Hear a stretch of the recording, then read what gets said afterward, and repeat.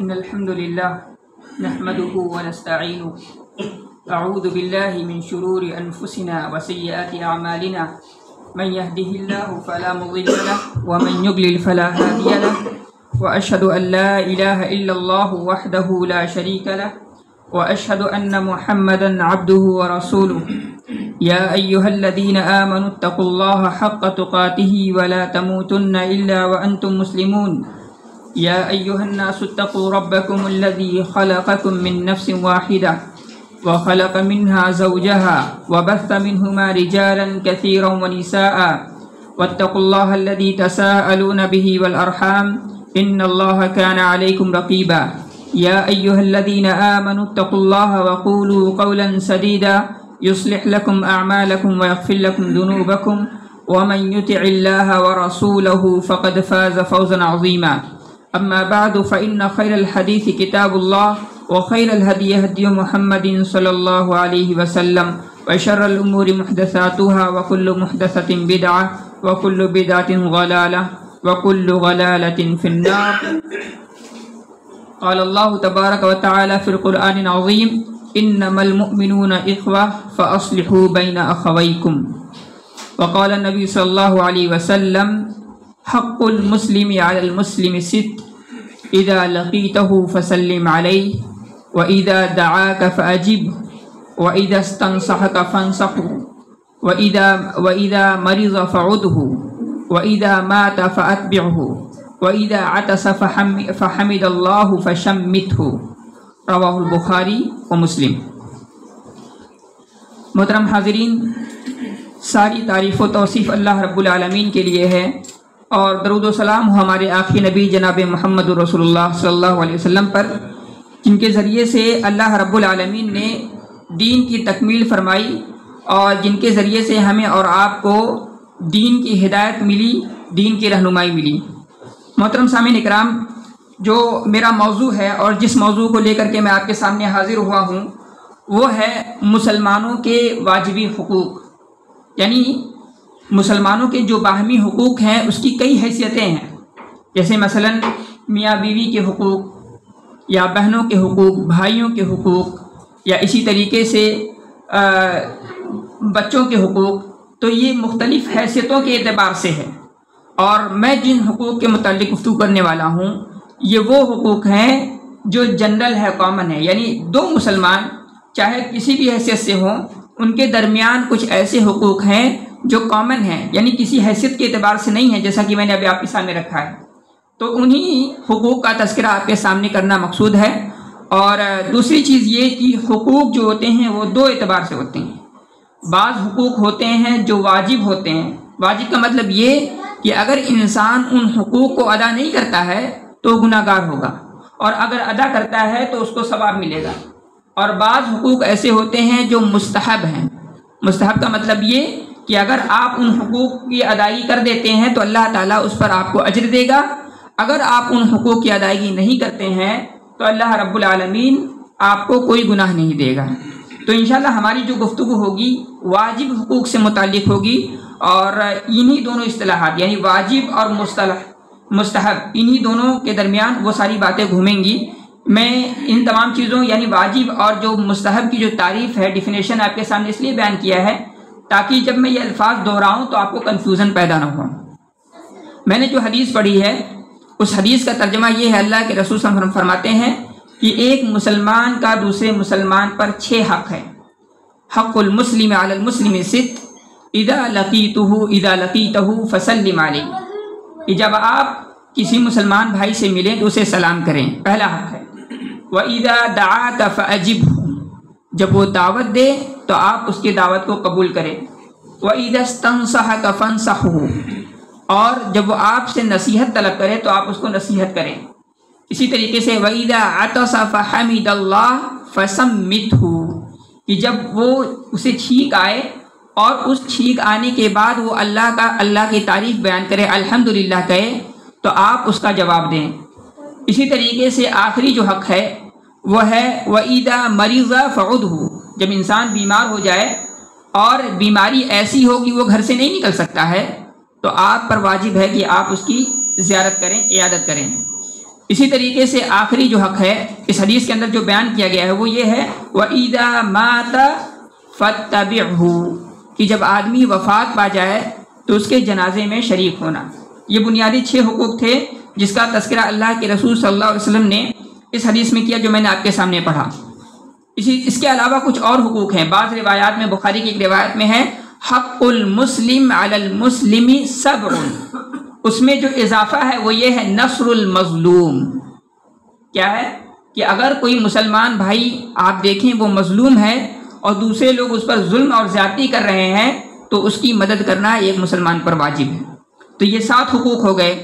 اسی طریقے سے ایک اور روایت میں ہے اللہ کے رسول نے کہا المسلم علی المسلم حرام، کہ ایک مسلمان کا دوسرے مسلمان پر حرام ہے۔ کیا حرام ہے؟ دمہ ومالہ وعرضہ، ایک مسلمان کا دوسرے مسلمان پر جو چیزیں حرام ہیں وہ یہ ہے کہ آپ اس پر ظلم و زیادتی نہیں کر سکتے ہیں، اس کو نقصان نہیں پہنچا سکتے ہیں۔ کس اعتبار سے؟ مالی اعتبار سے، بدنی اعتبار سے، یعنی آپ اس کو زخمی نہیں کر سکتے ہیں، اس کو قتل نہیں کر سکتے ہیں۔ اسی طریقے سے ایک مسلمان کے لیے دوسرے مسلمان پر یہ بھی حق ہے کہ وہ اپنے مسلمان بھائی کی عزت و آبرو سے کھلواڑ نہ کرے، اس کو رسوا نہ کرے، اس کو ذلیل نہ کرے۔ یہ کچھ حقوق تھے۔ اسی طریقے سے یہ کتنے حقوق ہو گئے؟ ٹوٹل 10 ہو گئے۔ اور ایک اور حق ہے جس کو اللہ کے رسول نے دوسری حدیث میں بیان کیا ہے۔ اللہ کے رسول نے کہا لا يحل لمسلم ان يهجر اخاه فوق 3 لیال، اللہ کے رسول نے کہا کہ کسی مسلمان کے لیے جائز نہیں ہے کہ وہ اپنے مسلمان بھائی کو 3 دنوں تک اس سے چھوڑے رکھے، اس سے کوئی بات چیت نہ کرے، یہ حرام ہے۔ اسی طریقے سے ایک مسلمان کا دوسرے مسلمان پر حق یہ ہے کہ وہ جب ملیں اور وہ ایک دوسرے کو بھلائی کا حکم دیں اور برائی سے روکیں۔ قرآن کریم میں بھی اس کا تذکرہ ہے۔ اللہ رب العالمین نے کہا والمؤمنون والمؤمنات بعضهم اولیاء بعض، وہ کیا کرتے ہیں کہ ایک مسلمان دوسرے مسلمان بھائی جو ہوتے ہیں یہ ایک دوسرے کے معاون اور مددگار ہوتے ہیں۔ ان کا کام کیا ہوتا ہے؟ یأمرون بالمعروف وینہون عن المنکر، کہ وہ بھلائی کا حکم دیتے ہیں اور اسی طریقے سے وہ برائی سے روکتے ہیں۔ تو یہ اسی طریقے سے ایک حق یہ بھی ہے کہ آپ مسلمان بھائی جب ہم لوگ آپس میں ملیں تو ہم دیکھیں کہ اگر کوئی خیر کا کام کر رہا ہے تو ہماری یہ دینی ذمہ داری بنتی ہے کہ ہم اس کا تعاون کریں۔ اللہ رب العالمین نے قرآن کریم میں ارشاد فرمایا تعاونوا علی البر والتقوی ولا تعاونوا علی الاثم والعدوان، کہ نیکی کے کاموں میں، بھلائی کے کاموں میں آپ اپنے مسلمان بھائی کا تعاون کیجئے، ولا تعاونوا علی الاثم والعدوان، اور جو سرکشی کے کام ہیں، جو ظلم اور زیادتی کے کام ہیں، ان کاموں میں آپ اپنے بھائی کا تعاون نہ کریں۔ تو یہ کچھ بنیادی حقوق تھے جو واجب ہیں ایک مسلمان کا دوسرے مسلمان پر، جس کا میں نے آپ کے سامنے بہت ہی منظم انداز میں تذکرہ کیا ہے۔ اور وقت کم ہے ہمارے پاس، انشاءاللہ کوشش کریں گے کہ سب کی تشریح ہو جائے، لیکن میں شروع کرتا ہوں پہلی چیز سے۔ پہلی چیز یہ ہے کہ ابداء السلام۔ ابداء السلام کا مطلب یہ ہے کہ آپ سب سے پہلے جو ہے سلام کا جواب دیں۔ تو سلام کا جواب دینا، پہلی بات سلام کرنا یہ مستحب ہے۔ مستحب کا مطلب یہ میں نے بھی بتایا تھا کہ اگر آپ سلام کرتے ہیں تو آپ کو ثواب ملے گا، لیکن اگر نہیں کرتے ہیں تو آپ ثواب سے محروم ہو جائیں گے، لیکن واجب نہیں ہے۔ لیکن جواب دینا، سلام کا جواب دینا یہ واجب ہے۔ اللہ رب العالمین نے واجب کا مطلب یہ کہ اگر آپ سلام کا جواب دیتے ہیں تو آپ کو ثواب ملے گا، لیکن اگر آپ جواب نہیں دیتے ہیں تو آپ گناہ گار بھی ہوں گے۔ قرآن کریم کی ایک آیت میں اللہ رب العالمین نے کہا وَإِذَا حُيِّيتُمْ بِتَحِيَّةٍ فَحَيُّوا بِأَحْسَنَ مِنْهَا وَإِذَا حُيِّيتُمْ، کہ جب تمہیں سلام کیا جائے فَحَيُّوا، تو آپ اس سلام کا جواب دیں۔ یہاں اللہ تعالیٰ نے حکم دیا ہے، اور قاعدہ کیا ہے؟ الامر يدل على الوجوب، یعنی اللہ رب العالمین یا اللہ کے نبی صلی اللہ علیہ وسلم جب کسی کام کا حکم دیتے ہیں تو وہ حکم جو ہے وہ کیا ہو جاتا ہے؟ واجب ہو جاتا ہے، فرض ہو جاتا ہے۔ تو اس کا چھوڑنا یعنی سلام کا جواب دینا یہ جائز نہیں ہے۔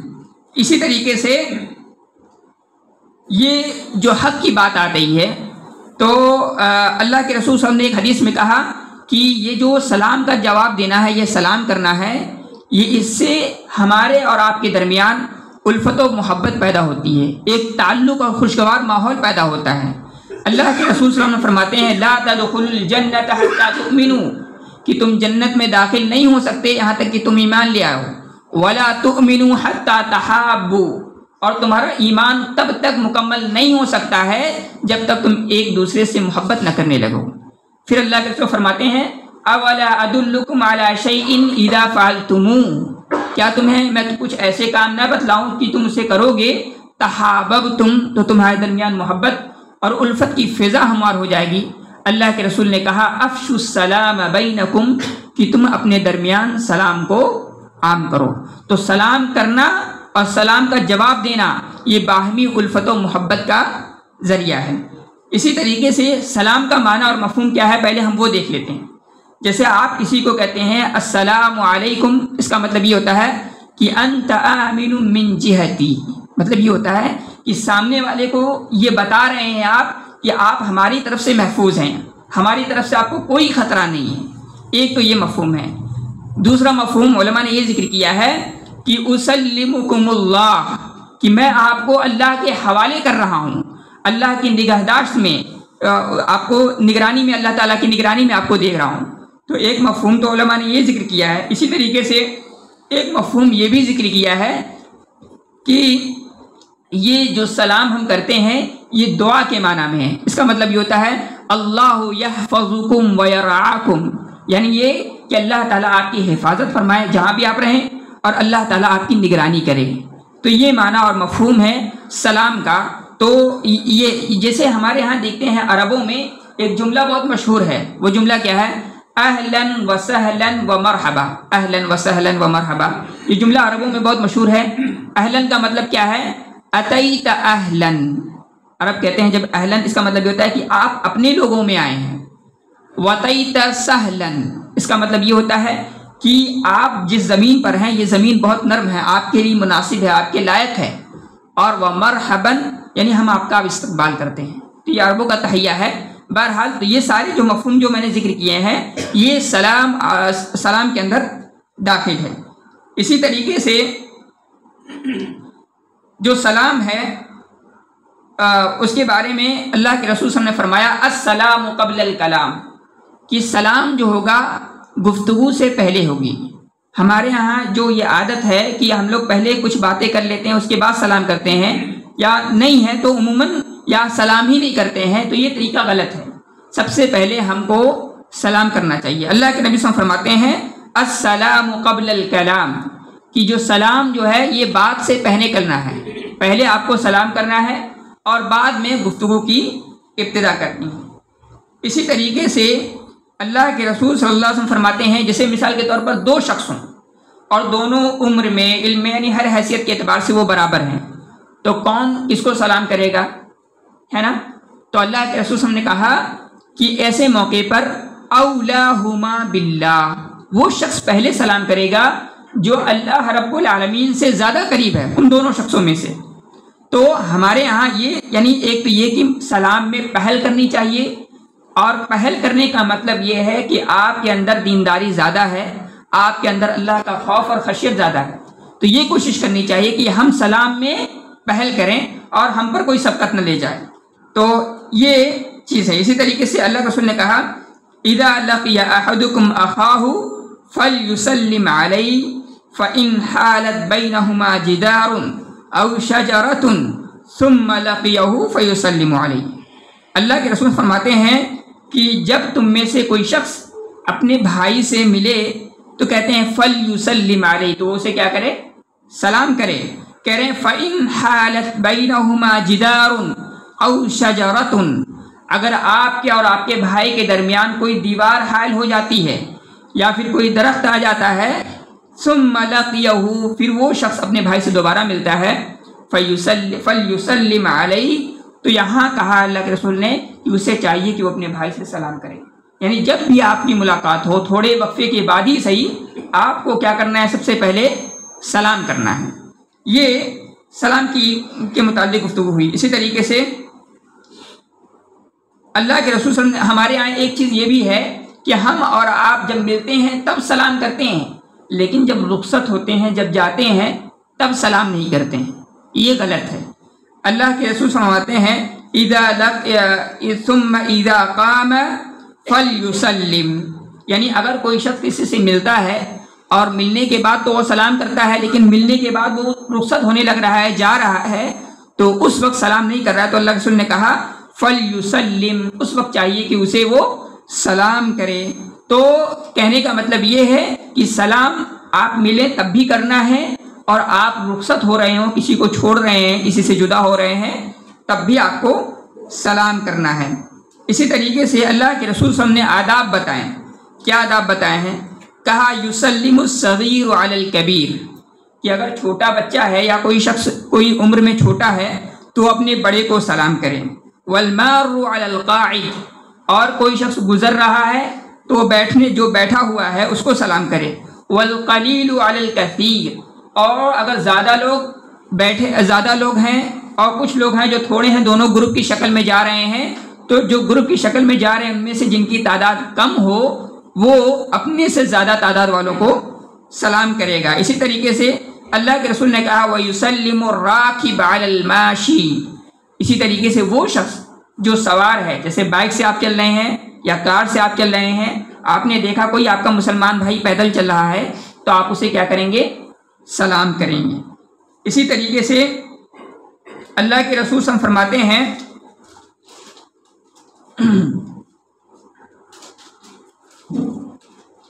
اللہ کے نبی صلی اللہ علیہ وسلم فرماتے ہیں کہ ای الاسلام خیر، اللہ کے رسول سے پوچھا گیا کہ سب سے بہتر اسلام کیا ہے؟ اللہ کے رسول نے کہا تطعم الطعام، کہ آپ کھانا کھلاؤ لوگوں کو، وتقرأ السلام علی من تعرف وعلی من لا تعرف۔ اللہ کے رسول نے کہا کہ سب سے بہتر اسلام والا شخص وہ ہو سکتا ہے جو لوگوں کو کھانا کھلائے اور وہ سلام کرے اس شخص کو بھی جس کو جانتا ہے اور اس شخص کو بھی جس کو نہیں وہ جانتا ہے۔ ہمارے ہاں یہ ہے کہ ہم جس کو پہچانتے ہیں، جس کو جانتے ہیں اسی سے سلام کرتے ہیں، اور جس کو نہیں جانتے ہیں، نہیں پہچانتے اس کو ہم اور آپ سلام نہیں کرتے ہیں۔ تو اور پھر بعض روایات میں یہ بھی ہے کہ یہ قیامت کی نشانیوں میں سے ہے۔ تو سب سے بہتر مسلمان وہ ہے اور سب سے بہترین اسلام اس شخص کا ہے جو سلام کے بارے میں پہل کرتا ہے اور سلام کے سلسلے میں آگے بڑھتا ہے۔ اسی طریقے سے اب یہاں پر جو آپ کے سامنے بات آئی یہ مسلمانوں کے حوالے سے ہے، غیر مسلمین کو سلام کرنا چاہیے یا نہیں کرنا چاہیے، اس سلسلے میں شریعت کیا کہتی ہے، اب ہم اس پر گفتگو کریں گے۔ پہلی چیز یہ کہ جو میں نے ابھی تک باتیں آپ کے سامنے رکھی ہے اس سے یہ پتہ چلتا ہے کہ حق المسلم علی المسلم، تو یعنی یہ پتہ چلتا ہے کہ اذا لقیتہ فسلم علیہ، آپ اپنے مسلمان بھائی سے ملیں گے تو اسے سلام کریں گے۔ اس کا مطلب کیا ہوا کہ آپ اگر اپنے مسلمان بھائی سے نہیں مل رہے ہیں، کوئی غیر مسلم ہے، تو آپ اس کو کیا کریں گے؟ اس کو سلام نہیں کرنا ہے۔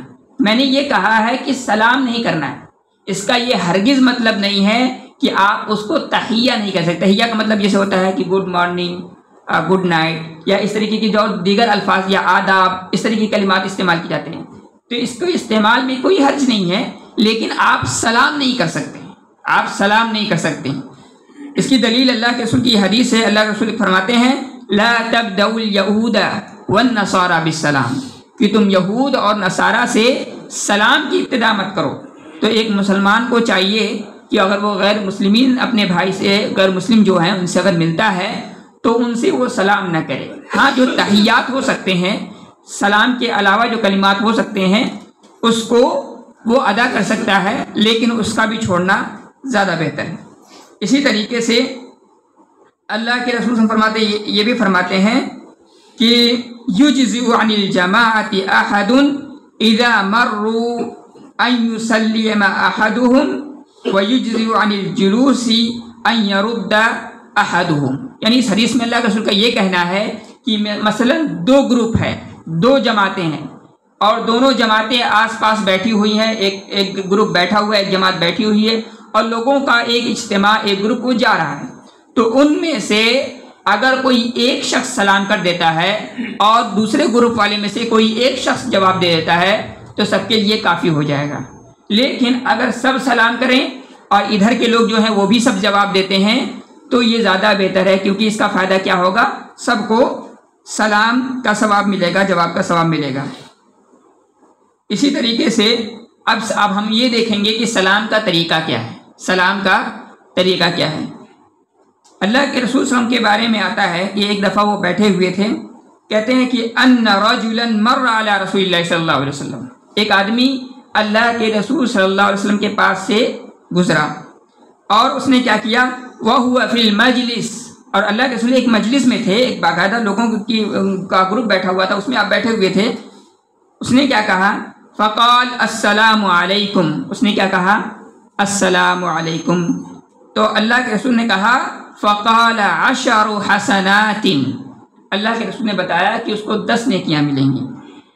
پھر کہتے ہیں فمر رجل آخر، پھر ایک دوسرا آدمی انہی کے پاس سے گزرا، اس نے کہا السلام علیکم ورحمۃ اللہ، تو اللہ کے رسول نے کہا فقال 20 حسنۃ، اس کے لیے 20 نیکیاں۔ پھر کہتے ہیں فمر رجل آخر، پھر ایک اور آدمی آیا، وہ بھی پاس سے گزرا اور اس نے کیا کہا السلام علیکم ورحمۃ اللہ وبرکاتہ، فقال رسول اللہ صلی اللہ علیہ وسلم 30 حسنہ، تو اللہ کے رسول نے کہا کہ یہ جو شخص آیا لاسٹ میں اور جس نے السلام علیکم ورحمۃ اللہ وبرکاتہ کہا ہے، اس کو 30 نیکیاں ملی ہیں، اس کو 30 نیکیاں ملی ہیں۔ 30 حدیث میں سلام کا جو طریقہ ہے وہ آپ کو بتایا گیا ہے۔ اسی طریقے سے اس حدیث میں یہ بھی بتایا گیا ہے کہ اگر صرف آپ السلام علیکم کہتے ہیں تو آپ کو کتنی نیکیاں ملیں گی، 10 نیکیاں ملیں گی۔ آپ ورحمۃ اللہ کا اضافہ کرتے ہیں تو آپ کو 20 نیکیاں ملیں گی، اور وبرکاتہ کا اضافہ کرتے ہیں تو آپ کو 30 نیکیاں ملیں گی۔ اسی طریقے سے اگر کوئی میرا جیسے آپ کا مسلمان بھائی ہے اور وہ مسلمان بھائی آپ کو صرف السلام علیکم کہتا ہے، صرف آپ کو السلام علیکم کہتا ہے، تو آپ کا کیا جواب ہوگا؟ قرآن کریم کی جو میں نے آیت آپ کے سامنے پڑھی ہے اس آیت کا ترجمہ دیکھ لیں پھر سے۔ اللہ تعالیٰ نے کہا وَإِذَا حُيِّيتُم بِتَحِيَّةٍ، کہ جب تم میں سے کوئی تمہیں سلام کرے، فَحَيُّوا، تو اس کے سلام کا جواب دو، بِأَحْسَنَ مِنْهَا، بِأَحْسَنَ مِنْهَا، اس سے بہتر طریقے سے۔ تو اگر کوئی شخص آپ کو السلام علیکم کہہ رہا ہے تو آپ کے پاس کیا آپشن ہے کہ اس کو بہتر طریقے سے جواب دینا ہے؟ یہی نا کہ وعلیکم السلام ورحمۃ اللہ وبرکاتہ، یہ طریقہ ہے۔ بہرحال اسی طریقے سے ایک مسئلہ یہ چھوٹ گیا تھا، وہ مسئلہ کیا ہے کہ اگر نان مسلم کوئی آپ سے سلام کرتا ہے تو آپ کا کیا رد عمل ہونا چاہیے، کیا ریئیکشن ہونا چاہیے؟ یہ بھی تو ہے نا، بہت سارے نان مسلم ہیں وہ سلام بھی کرتے ہیں، تو آپ کیا جواب دیں گے؟ آپ اس کی 2 قسمیں ہو سکتی ہیں۔ ایک تو یہ کہ اگر وہ سلام کر رہا ہے تو آپ اس سلام کا جواب، جیسے اس نے کہا السلام علیکم تو آپ کیا کہیں گے؟ وعلیکم السلام۔ اسی طریقے سے دوسری شکل یہ ہو سکتی ہے کہ اس نے سلام کیا ہو لیکن سلام کرنے کا طریقہ بہت سارے جو غیر مسلم ہیں ان کو معلوم نہیں رہتا ہے، تو الفاظ میں ہیر پھیر ہو جاتی ہے اور ہمیں سمجھ میں نہیں آتا ہے، تو ایسے موقع پر کیا کرنا چاہیے؟ صرف لوٹا دینا چاہیے۔ کیا کرنا چاہیے؟ آپ کیا کہیں گے؟ وعلیکم، بس۔ جیسے ایک حدیث میں ہے اللہ کے رسول صلی اللہ علیہ وسلم کے پاس یہودی آئے اور انہوں نے کہا السلام علیکم، کیا کہا؟ السلام علیکم۔ سام عربی میں اس کا معنی ہوتا ہے موت کا، کہ اے محمد تم پر موت ہو، یعنی تمہاری وفات ہو جائے۔ تو اللہ کے رسول صلی اللہ علیہ وسلم نے کیا کہا؟ وعلیکم، کیا کہا؟ وعلیکم۔ تو یہ سلام کے متعلق کچھ آداب تھے، کچھ احکام تھے جس کو میں نے مختصر سے وقت میں آپ کے سامنے رکھا ہے۔ بہت سارے حقوق تھے جن کی وضاحت نہیں ہو پائی ہے اور وقت بھی کم ہے۔